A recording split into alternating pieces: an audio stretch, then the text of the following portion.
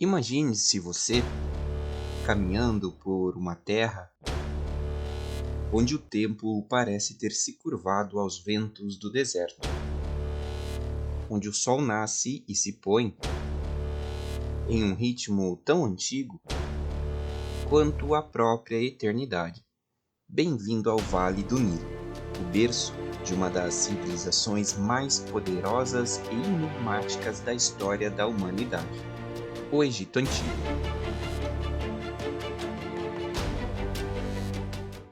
Por mais de 5.000 anos, reis, faraós e deuses moldaram o destino dessa terra.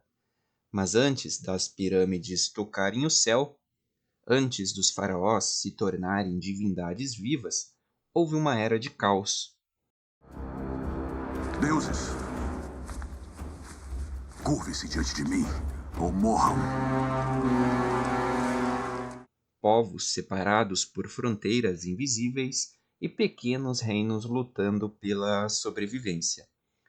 O Nilo, a artéria vital que unia todos, também os separava. Este é o início da história de uma terra dividida, mas destinada à unificação.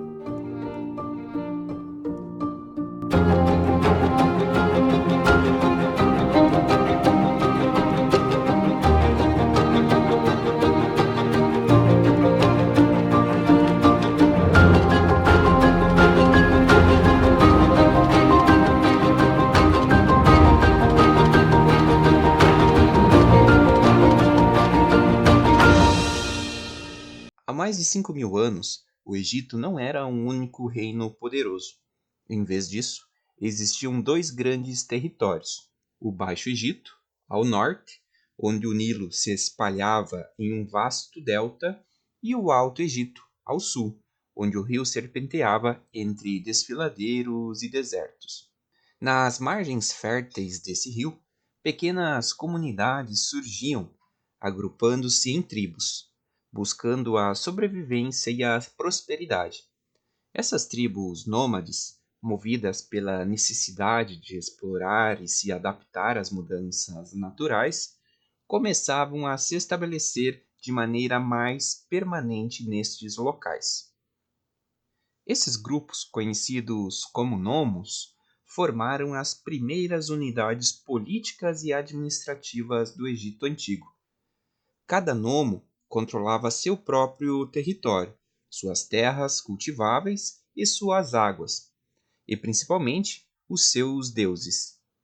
Havia deuses locais que protegiam cada uma dessas pequenas regiões, e o povo os venerava, acreditando que as suas bênçãos garantiriam uma colheita mais farta e segurança contra os invasores. Os nomarcas, líderes dessas tribos, eram responsáveis por governar e proteger o seu povo. Com o passar do tempo, esses líderes estabeleceram estruturas de poder mais organizadas, fortificaram as suas terras e também começaram a desenvolver relações comerciais e culturais com outras tribos ao longo do Nilo. Cada nomo possuía suas próprias tradições, símbolos e rituais, mas era o Nilo que os unia, irrigando as terras e possibilitando a vida. Este mesmo rio era de tamanha importância para o Egito que o grego Heródoto disse a seguinte frase: "O Egito é uma dádiva do Nilo". A frase significa que o rio Nilo possibilitou o desenvolvimento do Antigo Egito, que cresceu às suas margens. Religião. Cada cidade, cada nomo, adorava divindades específicas. Horus, o deus falcão, simbolizava a realeza e o céu. Ísis, a grande mãe, era o ventre protetor que oferecia cura e esperança. E Ra, o deus Sol, cruzava o céu diariamente, trazendo luz, calor e renovação, enquanto à noite navegava pelas profundezas do submundo. O faraó, por sua vez, não era apenas um líder terreno, mas o elo entre o mundo dos mortais e os deuses, a encarnação viva de Horus na Terra. A morte, longe de ser o fim, era vista como uma passagem. O Egito vivia para a eternidade. O corpo mumificado, as tumbas decoradas, os rituais complexos, tudo era preparado para garantir que o morto atravessasse os portais do além e alcançasse a vida eterna, ao lado de Osíris, o deus da ressurreição. Os templos, monumentos majestosos erguidos em honra aos deuses, eram ao mesmo tempo lugares de culto e moradas sagradas, onde os sacerdotes realizavam oferendas e preces para manter a harmonia cósmica. A religião egípcia não era apenas uma questão espiritual. Ela definia as leis, a política, a arte e os segredos do universo. Era a ordem sagrada que sustentava o cosmos, a ponte que unia o divino e o mortal, dando sentido à vida e transcendência à morte. Assim, os deuses do Egito não apenas habitavam os templos e as tumbas, mas estavam em cada grão de areia, em cada sopro de vento, guiando os antigos egípcios em seu caminho pela terra e além. Os reis do Alto Egito usavam uma coroa branca, símbolo de sua soberania sobre as terras do sul. Já os reis do Baixo Egito ostentavam uma coroa vermelha, reivindicando a autoridade sobre o delta fértil. Durante séculos, essas duas coroas simbolizavam a divisão entre dois povos, duas culturas e duas formas de ver o mundo. Mas o destino os chamava para algo maior. Um rei visionário, que a história conheceu como Narmer ou talvez Menés, dependendo de quem conta a lenda, se ergueu no horizonte do Alto Egito. Ele enxergava além da separação, além das diferenças. Ele sonhava com uma nação unida, uma terra que fosse regida por um único soberano, um único Deus, um único destino. Foi então que a guerra irrompeu.